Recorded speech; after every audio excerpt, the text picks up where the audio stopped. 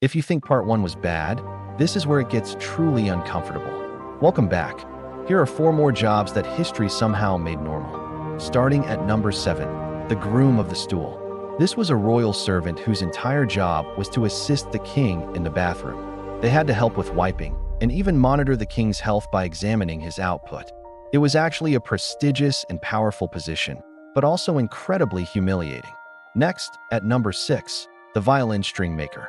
Before modern synthetic strings, the best ones were made from animal intestines, usually from sheep.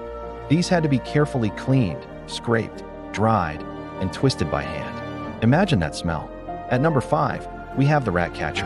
In plague-ridden cities, rats were a massive problem. Catchers would hunt them down, sometimes even using scented oils to attract them before grabbing them by hand. And number 4, the match girls.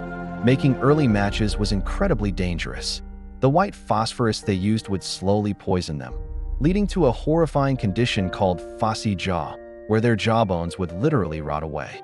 And believe it or not, the final 3 were the worst of all. Part 3 is not for the weak. Make sure you subscribe so you don't miss it.